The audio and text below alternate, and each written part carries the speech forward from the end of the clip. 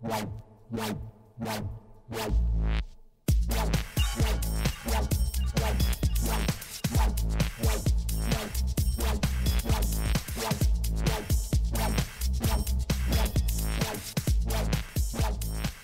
8 whirlwind months later, 10 cities around the world, and 10 inspiring shows, I am signing out as the 2010 Media Fellow for De Keyser and Friends. I thought I'd take a minute to enjoy the scenery here at Lake Geneva, down the street from the DNF office, and yeah, it's a time to reflect on what a crazy year it has been. I've had an amazing time, so I thought I'd use this last episode to tell you more about my personal journey, the ups and downs I've had over the year.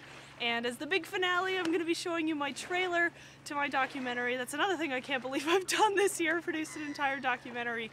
But first, we're going to take a very quick look back at what a crazy year it's been. Enjoy. Hey, my name's Meagan Kelly, and welcome to the first edition of Inspiration Nation.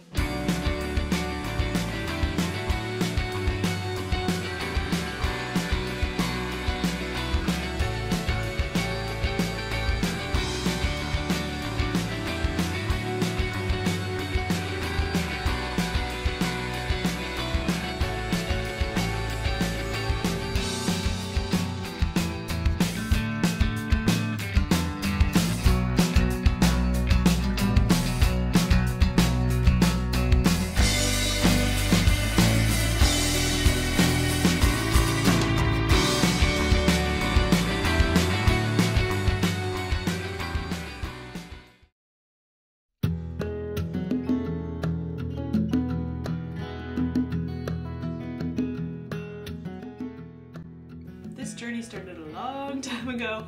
I've wanted to be a journalist since I was 14 years old. I just love telling stories, and before I started this fellowship I was working at a television station back home, and it was great. It was an amazing learning experience, but after about a year I felt like something was missing.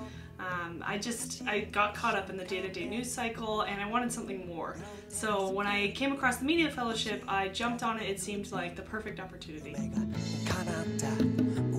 When I found out I would be the next Media Fellow, I was beyond excited. A month later, I said goodbye to my family and my home, got on a plane, and headed straight for the Philippines. I didn't know what to expect, but I always say if something scares you, do it.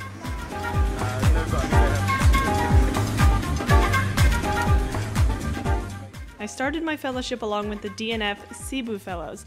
The Fellows became a big inspiration for me. 17 young people hoping to make a difference in Cebu, building a community center for poor scavenger families.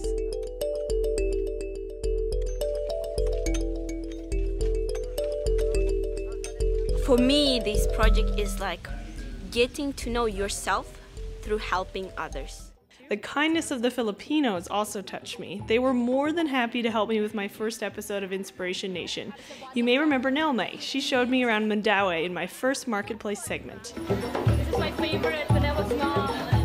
It's called chorizo.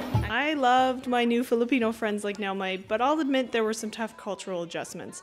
Walking through the villages for the first time, I thought this might be the poorest place I've ever been.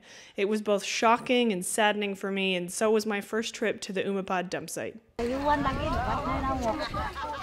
like nothing you've ever smelled. It is a combination of garbage, rotten food, and methane gas. I had never seen anything like this in my life.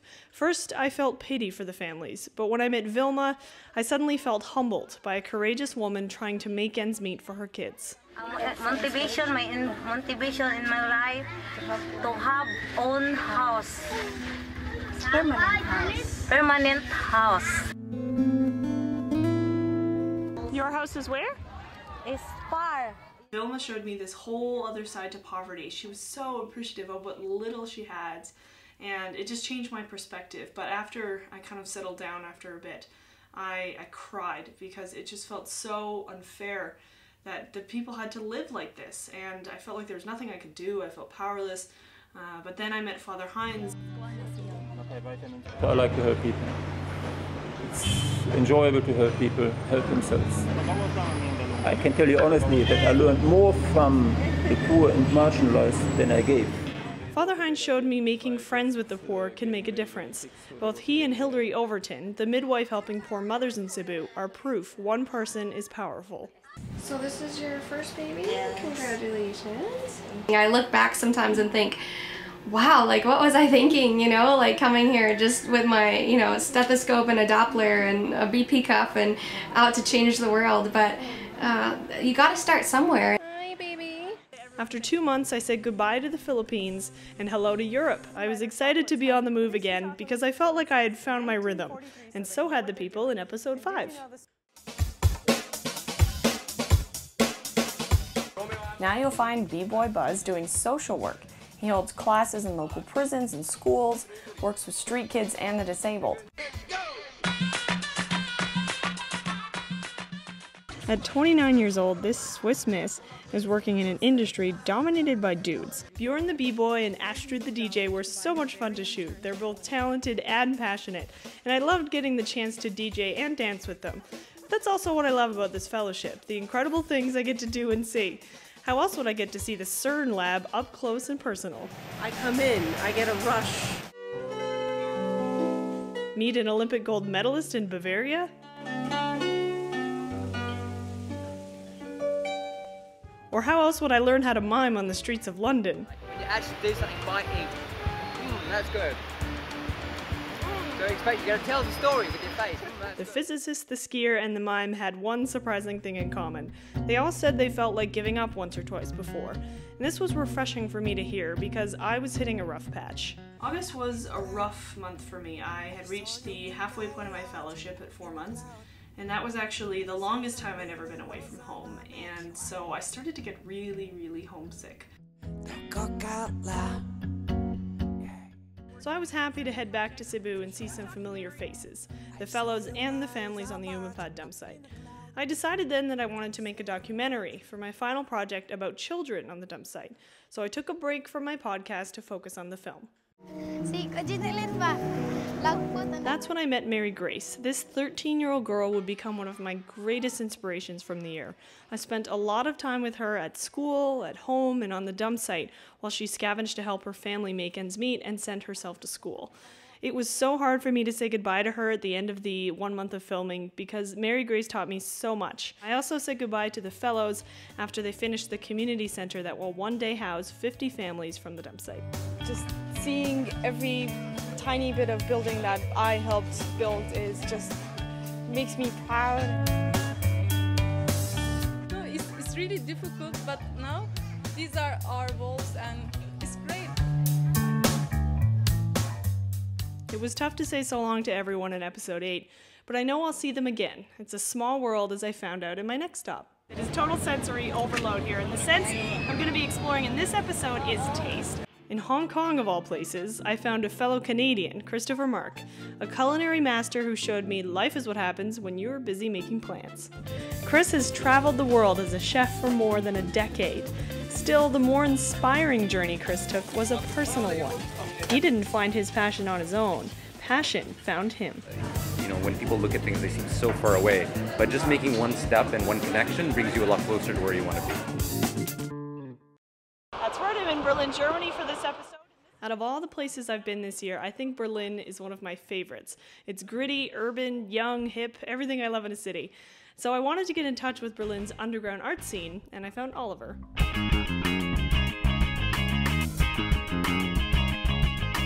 I don't want to sit alone and watch a clock tick. I don't want to stare at the moon. I found a ton of inspiration in this tiny room.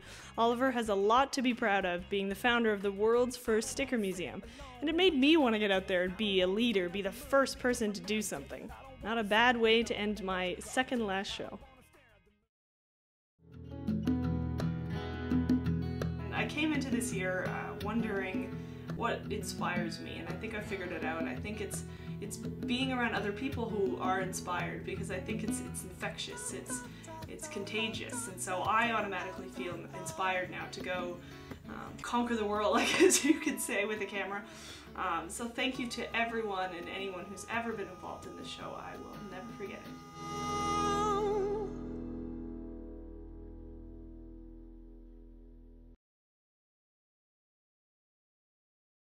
Before I show you the next segment of the show, I just wanted to take a little bit to introduce it. It is the trailer to Grace, my documentary about a girl named Mary Grace who lives on the dump site in Cebu and is struggling to make ends meet for her family and to send herself to school. This is my first documentary, and I have wanted to make a documentary for many years, and when I went to the dump site for the first time, I knew this was it.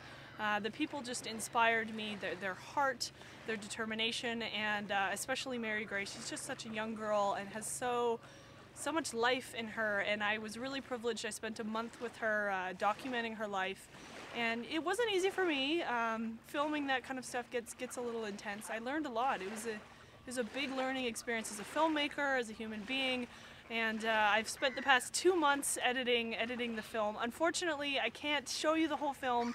I'm hoping to get it into some film festivals next year because I really think this girl's story needs to be told. She hasn't had a chance to tell her story, and I want to be the person to do that and show the world what an amazing girl she is and what amazing people live on the dump site. But for now, I can show you the trailer, so here it is. Kapot! Kapot!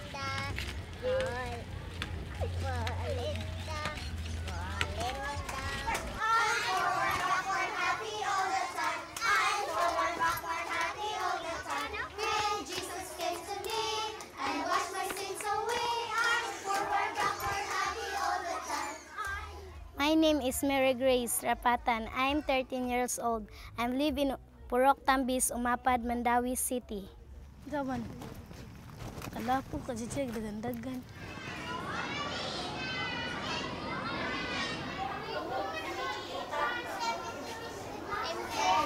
Kayahon nga, makaman jud ko sa akong pag-eskwela. Ang number 1 ako na dira. Decision ako to katong koan nga dili ko pa eskwelahan sa mama kay.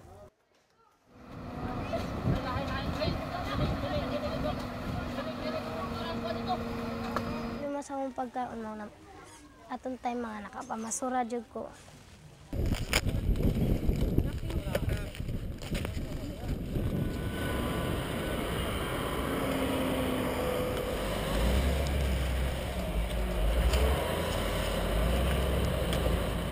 Ako na lang giagwan ta tungod gusto ko nga makatabang ko sa akong kuan pamilya. Ang pinakagrabe na akong gikagulaan nga di ko maka-eskwela o ganang. Bangan doy nga makapuyo mi sa kanang kuan kanang mga layo nga mga hugaw din.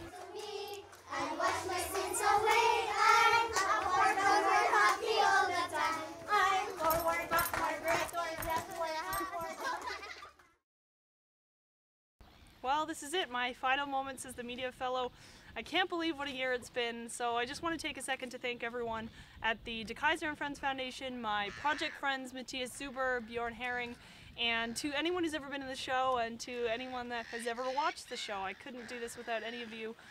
It's been a year that's been full of ups and downs, as you heard before. There were times where I felt like I couldn't make a deadline, felt like I was too exhausted to travel anymore, and I wondered if it was all worth it, but it really was. At the beginning of this year, I thought following your dreams or your passion would be easy because you love it, but it's not. But that's okay. It's not meant to be easy. I think that when it's not easy, you're more motivated, you're more passionate to make a change in this world somehow, whether that's telling stories or something else. So I just wanted to take a second to share a quote that really touched me in the past couple of days as I was thinking back. Nobody trips over mountains. It is the small pebble that causes you to stumble. Pass all the pebbles in your path and you will find you have crossed the mountain. And I think I have crossed a few pebbles over this year, but I feel like I've ended up on top of a mountain. I feel so proud, so happy that I've done all this year and met such amazing people. So I hope that all of you feel now that you can pass your own pebbles and end up on your own mountain, whatever that is. So thank you so much, everyone, and I'm out. Thanks.